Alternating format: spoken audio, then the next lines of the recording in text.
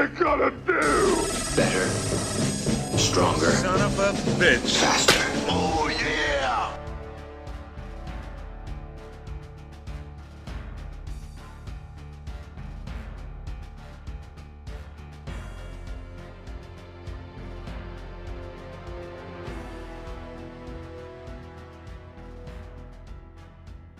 You know what I'm excited about? It's a new year, and it's another World Carnivore Month. I want to say maybe this is the 5th year in a row that we've been doing it, or maybe the 6th. I'm trying to think. When was Sean Baker on Joe Rogan's podcast? That was 2017, I believe. I think that was 2017. Do you want me to look it up real fast? Yeah. Sean Baker was on Joe Rogan's podcast, I believe, in 2017. And I remember like it was yesterday. He was on the podcast, and I remember like skipping it because I didn't know who Sean Baker was, Dr. Sean Baker. I was like, I don't know what this guy's about. But then my training partner came into the gym, and he was so pumped because he's like, hey, man, there's a guy on Joe Rogan talking about this crazy all-meat diet. And my first reaction to it was like, well, that's not that crazy. I actually used to do that. And because I used to do it, it was really easy for me to listen to this podcast and sort of pick up on it. Oh, yeah, December 2017. So the first year would have been 2018, right, of World Carnivore Month? 19, 20, 21. So it's five years. Yeah. So it's a 5-year anniversary. And then right after so I've been doing carnivore for 5 years. I think Michaela Peterson just announced that she got like 5-year carnivore anniversary. So she's been on it for 5 years. Dr. Baker's been on it, I think maybe 7 years. I think he was doing it a little while before he was actually on Rogan's podcast. And I remember as soon as I listened to the podcast, I called up Dr. Baker and I said, hey, Dr. Baker, my name's Chris Bell, blah, blah. And he had seen Bigger, Stronger, Faster, so he knew who I was or whatever. And we just had a great conversation. And I said, like, we would love to have you come up to my brother's gym and, podcast with us and blah, blah, blah. And he just said to me, like, well, I'd like for you to try the diet before I come up there. I said, well, I've actually done this before, and I explained all that and go, but I'm going to do it again just to see. And it was more like such a novelty at the time, like what a weird thing. And I remember like maybe 2 weeks before that, Ron Penna, who started Quest Nutrition, he's the owner of Quest Nutrition, former owner, he was at my house, and he was telling me he was going on an all egg and meat diet, like, steak and eggs diet. He was saying steak and eggs. And he goes, yeah, like Vince Gironda in the past, like he used to do just steak and eggs. And I was thinking, I'm like, steak and eggs, why does that sound so crazy to me? I don't know why. I guess because I was doing all this keto stuff and, had all these other options of food available. But I remember I tried that for like a week, and then a couple weeks later I heard Sean Baker, and I'm like, okay, let's just go to the meat and see what happens. And I remember traveling with Mark, and it was funny because Mark's like, okay, I'm going to do it too. In the beginning he did it for like a couple weeks, and then he sort of went away from it, and then he came back to it pretty strong. But that first couple weeks we were doing it, we're like traveling, and I remember we would go into restaurants and we would just order steak on a plate because it sounds so funny. So we're like, yeah, can I get we'd say like, can I get this steak or whatever? And they would say, oh, you want this for a side, that for a side? Like, no, just steak on a plate. That's what it was. And it was weird because it always gave you an opportunity. If you do it at a restaurant, it gives you an opportunity to spread some propaganda. People go like, what are you doing? And you're like, I'm doing a carnivore diet. They're like, what's that? Yeah. Oh, it's an all meat diet. It, eliminates all the junk from your diet. Well, people get like really interested in it. So it was always like a fun thing to talk about.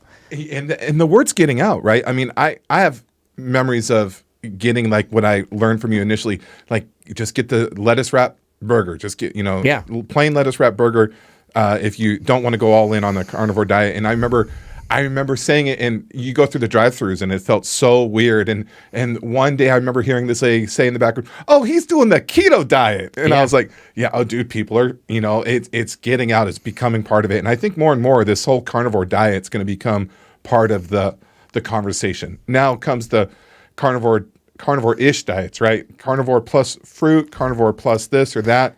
Do you have any modifications you plan on doing with it this year? Yeah, so I feel like carnivore, I should just say this, I don't think it's the ultimate human diet, but I think it is a great intervention. I personally think the ultimate human diet would consist of things like red meat, eggs, probably fruit, and maybe some vegetables, and maybe something even like white rice. It doesn't seem to be too much of a problem for people, and it just seems to be something that you can basically feed the world with. That's like pretty good for you, I would say, right? Like I don't see people having crazy reactions to white rice on its own. So I would say like kind of like those simple foods I would put as sort of, this is kind of the diet I'll stick with forever, because that's basically what I do. So I do a carnivore diet most of the time, but every once in a while, maybe like once a week, I'll throw in some rice, because in talking to the guys at Merrick Health, I say like, hey, your SHBG, whatever that is high. And I'm like, how do I get that to go down? Because they're like, you'll have more free testosterone if you drop that down, and you'll be better off. And I'm like, how do I drop that down? And they basically said, add some carbs in, so for that reason, I just figured out, add in like white rice, like, once a week, sometimes once every 2 weeks, but I think just a little bit here and there, sort of keeps me going, and my blood work's all been pretty good lately. So for World Carnivore Month, obviously the rules are different. And what I like to do in World Carnivore Month is use it as a time for me to sort of reset from everything.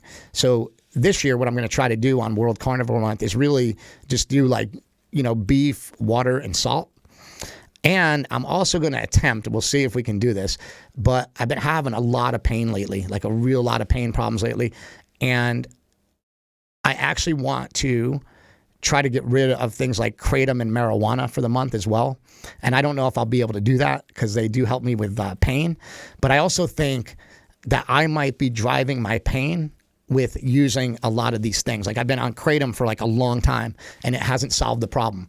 It is a great pre-workout. It is great for pain, but it never solves the problem. It only it's a Band-Aid on the problem for a little while. So I'm like, if I don't take it, am I going to feel that much worse? How much worse could I possibly feel? Everything else already sucks.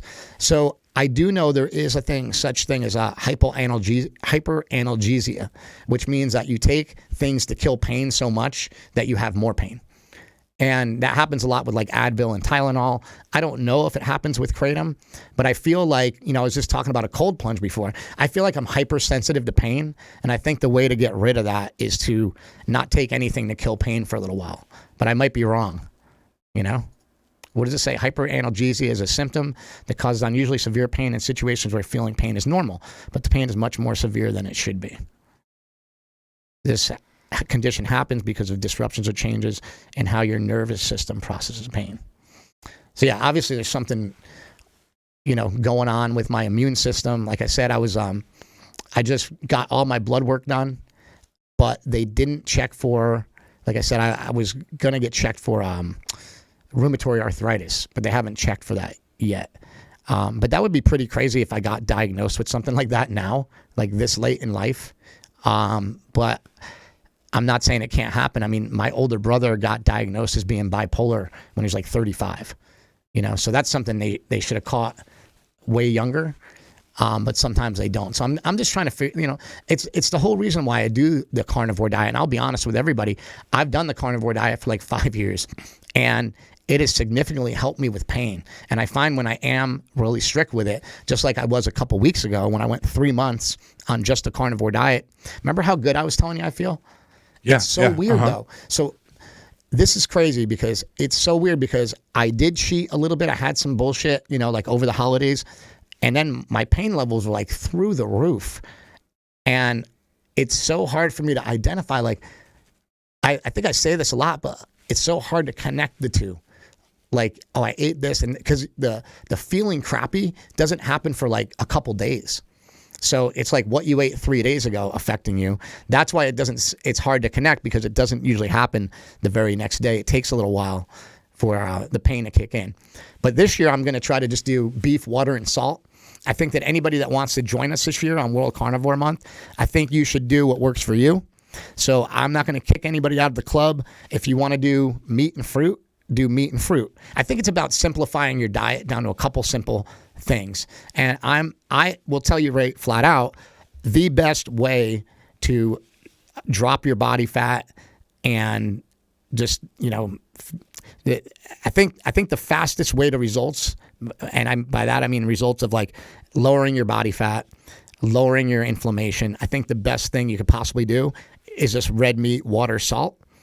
However, I think that that's really hard for a lot of people to do, right? And so I think you'll get there almost as fast with meat and a little bit of fruit. So like maybe a couple ribeyes a day and then some strawberries and blueberries. I think that's fine. You can step it up to red meat and more than berries, like, so strawberries, blueberries, pineapple, watermelon, stuff like that. I find when I get into that category, I end up eating too much fruit personally.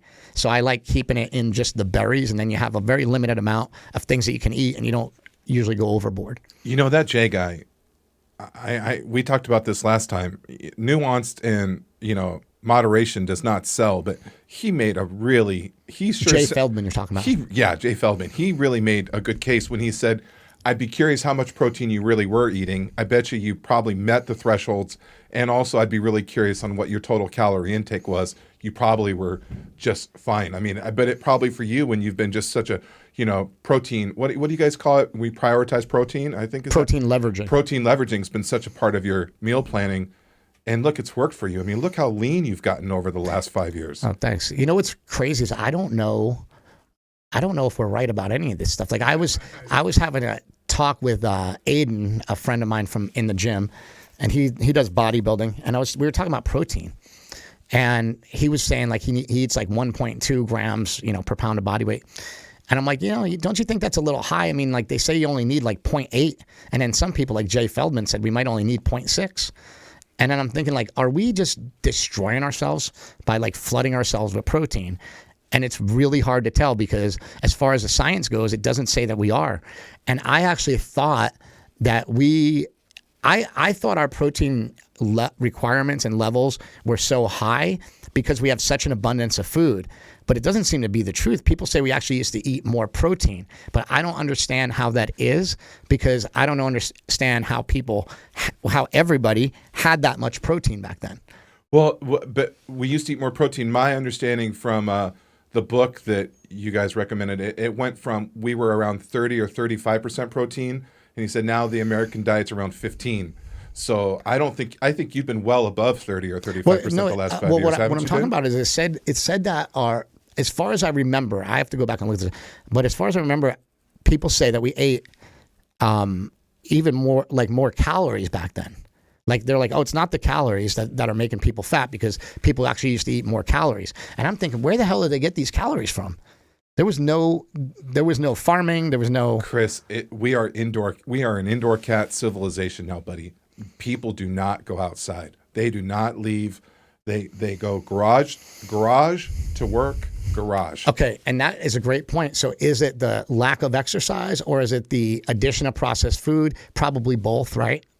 Seems like it's probably both. But it's just interesting because I see it in my own kids, man. Ever since what we talked about last time, that Nintendo changed the world. Yeah. Maybe for the worse. I don't know. Well, the big problem is, and I think this is something that can be really, really worked on and fixed. Protein doesn't taste that good. You have like meat and you have, but like there's so many processed foods and things that are so tasty and hyper palatable that, in order to get more protein in more kids' mouths, we need things like those tasty pastries. Like we need to do stuff like that. And I think those kind of foods will actually improve. We'll have more protein, less, crappy carbs and less crappy fats in some sort of protein bar, protein pastry, whatever it may be. It's kind of like why I like chaffles. They kind of give you that sense that you've eaten something that's sweet, but you really didn't. So I think that's interesting too. Can I tell you the best diet I was ever on? Yeah, I want to hear it. It's the original War on Carbs diet, and it went along with our workouts. So like Monday was so Monday was red meat and water. Tuesday, red meat and water. Wednesday, red meat and water. Thursday, red meat and fruit, as much fruit as you want. Friday, red meat and water. Saturday, cheat day, whatever you want. And Sunday was modified carbs, which means you could have some steak and you could have some potatoes and rice on Sunday. And it went with our workout. So we deadlifted heavy on Fridays. So we get fruit on Thursday. So we could make the deadlifts on Friday. So if you can tell yourself, I'm sorry for interrupting you, buddy. So if I'm just trying to piece this together, I'm trying to follow along with you. So if you're just saying, hey, look, man, just make it to the end of the week. You can have a nice. Well, you have a nice weekend. Yeah. You have a Thursday night of eating fruit, and then Friday's kind of easy to do no carbs because you just had fruit the day before, so it's easy to hit that other day no carbs. Saturday was a cheat day, where we could basically eat whatever we wanted to. There was no limits on that. And Sunday was a modified carb day. Now, here's the interesting thing, because a lot of people will hear that cheat meal and they'll go crazy about it. The cheat meal's there for a reason. It's hormonal, right? Like you're going no carbs, and then you have the cheat day, high calories. But it's there for a reason. And it also, what happened to me when I did that diet is I remember I went from like 220 down to like 196. And it was so weird because every week I would consistently lose 2 pounds every single week doing that. And so my, on Monday after I had the cheat day and the modified carb day, my weight would be like way up, but then it would drop down 2 pounds lower than it was the week before. And it just kept going all the way until I got to like 195. And that was what sort of started Mark and I on like these low carb diets. Was like, that's the diet. My trainer originally gave me red meat and water. And then it became, like, hey man, this is a little bit crazy. Can we add some other stuff in here? And that was sort of the second iteration of the diet. And I competed while I was doing that too. That's exciting. So do you want to drop this one on the 1st? You want this one to come out on the 1st? And like we did on Christmas, that would be a 1 week. We can start. You want this to be the very you should first? Put it out on New Year's Eve, because New Year's Day, everybody's going to start Carnivore, right? All right, so we'll put this out on the 31st. Yeah. Okay, cool. Yeah. All right, we'll do that then. I think everybody out there should take a good serious look at World Carnivore Month, whether or not you think it's crazy. I actually have gotten a lot out of it. I've also learned a lot about myself by doing this. Like I said, you don't have to do it. You might think it's crazy. You might think I'm stupid, but it has done wonders for me. So I say, just at least give it a look. And if you like what you see, give it a shot. We'll see you guys later.